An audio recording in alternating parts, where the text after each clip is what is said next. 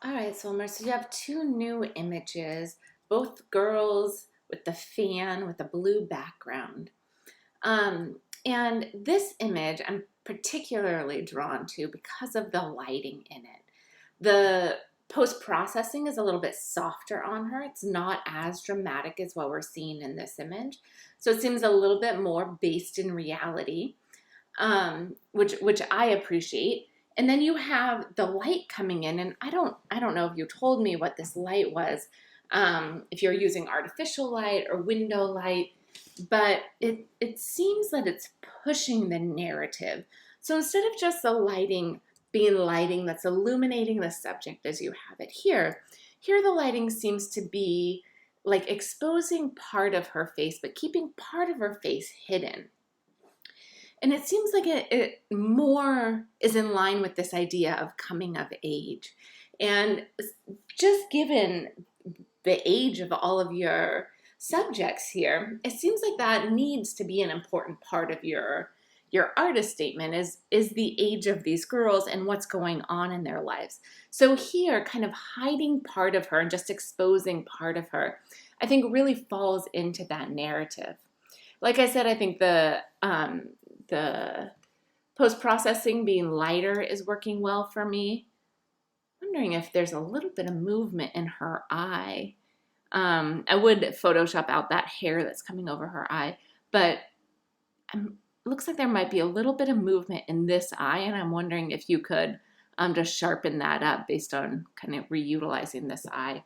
But that's my only issue with that image. Having two images that have the fan are going to feel repetitive.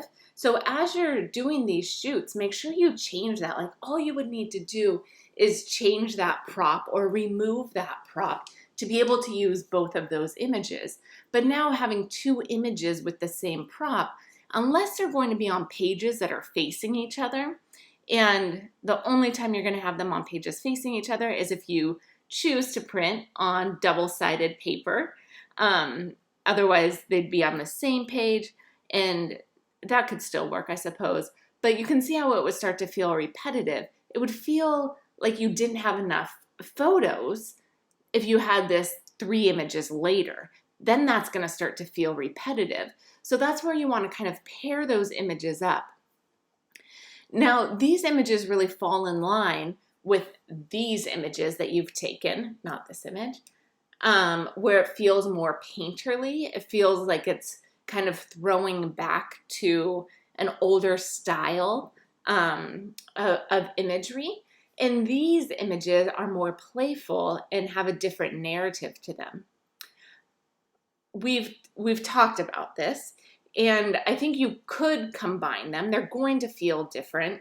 You could combine them. You could have kind of sections in your portfolio too, where you have, the first 5 or probably 7 images are more like this.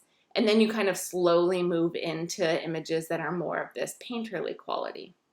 These are still have that painterly quality, but these are more referencing older pieces of art, right? So, as we talked about, I think working on your artist statement is your next key. I think that's really going to shore up where you're going with this project. If it's going to be more, if it is about coming of age, if it is about referencing older artwork, if it is about only girls, if it is about playing fantasy in these images, like all of that needs to be figured out with your artist statement. And artist statements are really useful and they feed into your artwork, and your artwork feeds into your artist statement. So they're both going to be ever evolving. But by narrowing your scope and having an artist statement, then that will inform your work, and your work will be more narrowed. And then you might make some images that make you want to build out your artist statement, and they can both be a work in progress, right? But I think that will really help shore up your work.